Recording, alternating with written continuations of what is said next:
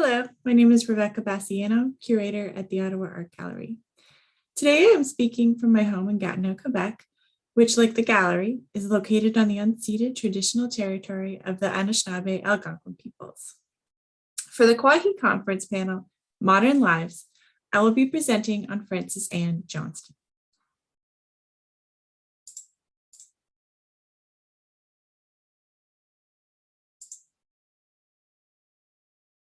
Painted by artist Frances Anne Johnston, this work, titled Etude, depicts her first dedicated studio space.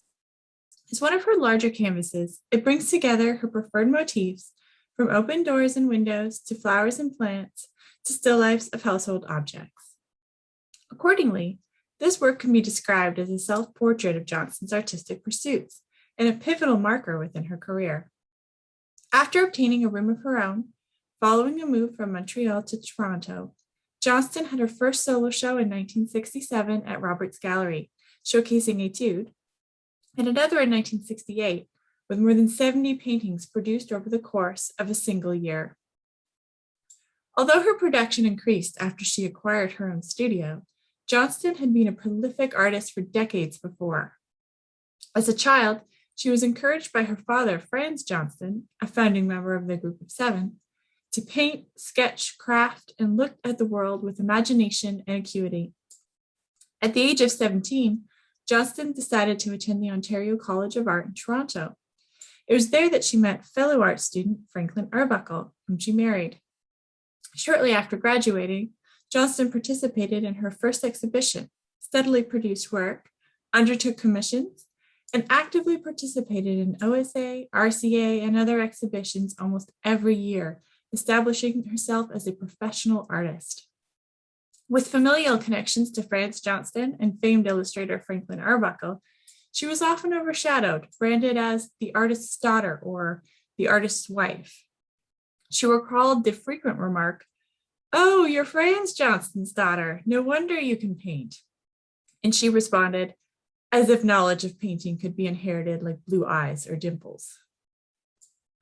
Correspondingly, she has been excluded from the Canadian canon, and as such, the majority of my research comes from an interview published in Maclean's, a seminal article Johnston wrote for Mayfair, archives, artist files, mostly under the names of men in her life, interviews with living family members, countless exhibition reviews, and a study of the work themselves.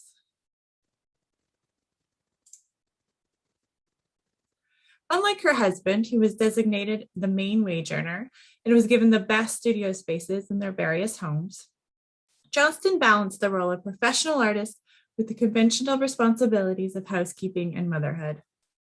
In 1959, Johnston stated, "I've got an easel now. For years, I painted on 2 chairs spread with newspaper at night."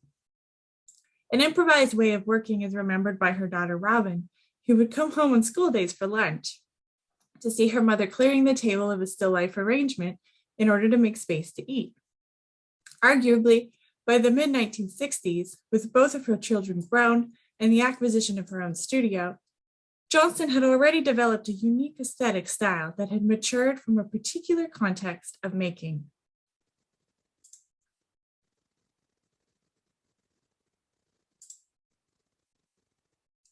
Johnston began her professional career with a view to becoming a landscape painter, but soon realized it was, quote, "not easy to make sketching trips with my husband to the country while raising a family." Although she continued to depict landscapes on holiday, she quickly turned her attention to interiors and domestic subjects instead, painting them with more confidence and energy than any other subject.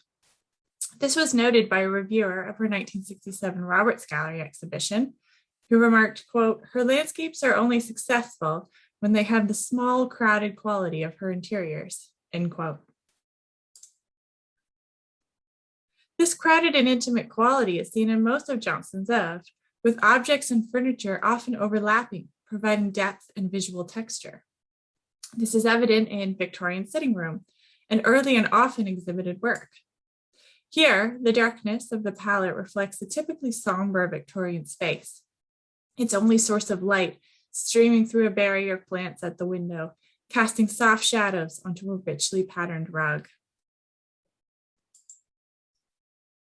Johnston's interiors also incorporated a recurring motif of open windows and doors, symbolic of freedom and alienation within the genre. In this work, for instance, Johnston has depicted her cottage at her father's summer art school on Georgian Bay. An earlier sketch on the left reveals that the dark curtain that's on the left of the work on the right was a late addition to resolve the composition. The curtain also adds another layer of space and a psychological dimension, making the viewer even further removed from the door to the outside world.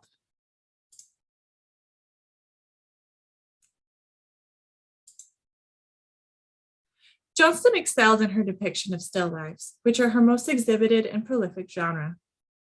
Through a keen sense of arrangement, her objects dialogue within each picture frame, performing like players on a stage under her direction. Johnston also sets each scene with elaborate backdrops. Her love of material is showcased in an early photographic portrait taken by M.O. Hammond.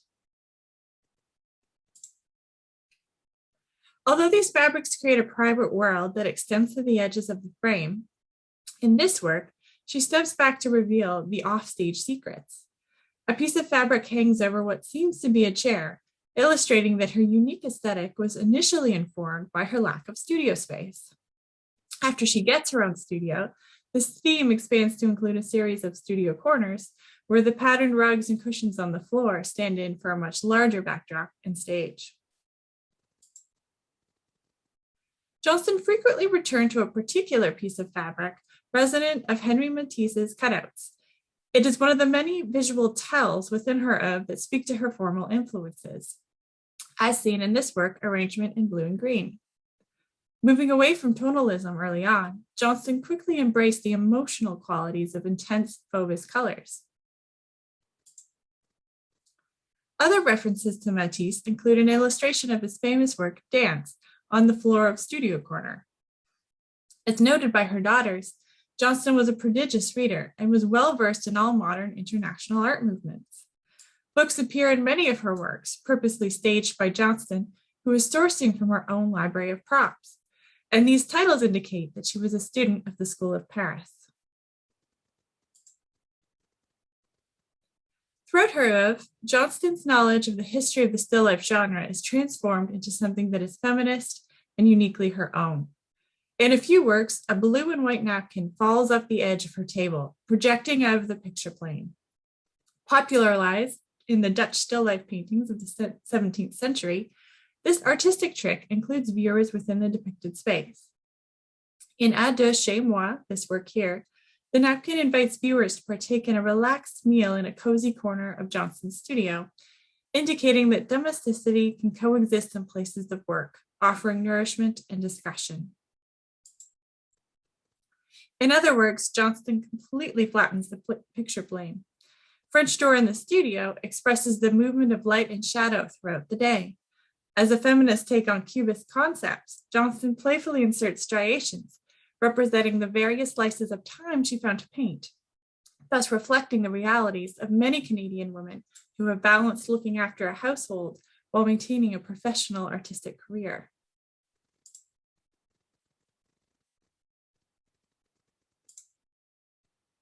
Johnston gardened throughout her life and was always bringing flowers into the house.